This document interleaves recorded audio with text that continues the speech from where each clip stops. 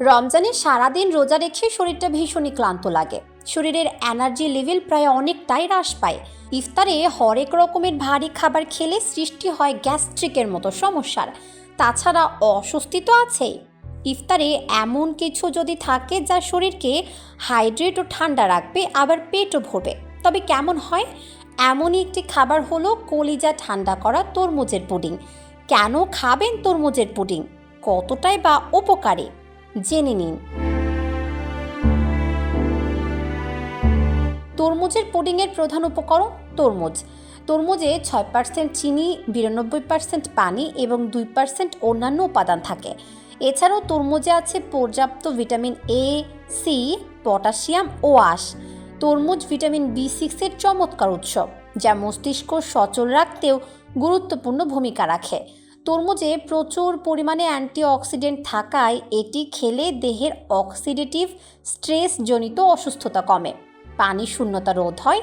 তরমুজের উপকারিতাগুলো কি কি?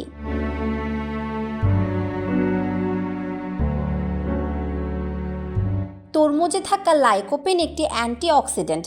ক্যান্সার এবং ডায়াবেটিসের ঝুঁকি কমাতে সাহায্য করতে পারে এই অ্যান্টিঅক্সিডেন্ট, এবং সূর্যের ক্ষতিকারক রশ্মি থেকে প্রাকৃতিক সুরক্ষা প্রদান করে। এছাড়া তরমুজ পুষ্টিগুণেও ভরপুর। তরমুজ সিট্রুলাইন নামক একটি অ্যামিনো অ্যাসিড সমৃদ্ধ, যা রক্তচাপ কমাতে পারে। তরমুজ খেলে হার্ট অ্যাটাকের ঝুঁকি কমে। তরমুজে 92% পানি, তাই নিজেকে হাইড্রেটেড রাখার সহজ উপায় হচ্ছে নিয়মিত তরমুজ খাওয়া। তরমুজে থাকা ভিটামিন এ, B6 এবং সি ত্বককে নরম, মসৃণ এবং কোমল রাখতে সাহায্য করে।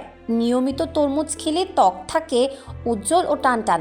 মাঝারি এক টুকরো তরমুজে 9 থেকে 11% ভিটামিন এ পাওয়া যায়, যা চোখকে বিভিন্ন রোগ থেকে সুস্থ রাখে।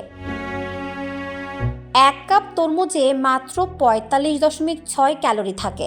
এটি চর্বিমুক্ত, কোলেস্টেরল মুক্ত এবং এতে কোনো সোডিয়াম নেই, ফলে ডায়েট চার্টের জন্য দুর্দান্ত সংযোজন হতে পারে মিষ্টি তরমুজ। তরমুজে থাকা উচ্চমাত্রার পানি, অ্যান্টিঅক্সিডেন্ট, পটাশিয়াম এবং অ্যামিনো অ্যাসিড এনার্জি বাড়ায়। পেশির ব্যথা ও ক্র্যাম্প কমাতেও সহায়ক তরমুজ। হজমের সমস্যা দূর করে তরমুজ। অন্ত্রের জন্য হজম করা সহজ এই ফলটি। তরমুজে বিটা ক্রিপ্টোক্সান্থিন নামক একটি প্রাকৃতিক রঙ্গক রয়েছে, যা শরীরের জয়েন্টগুলোকে প্রদাহ থেকে রক্ষা করতে পারে। এছাড়াও রিউমাটয়েড আর্থ্রাইটিস হওয়ার ঝুঁকিও কমায় তরমুজ।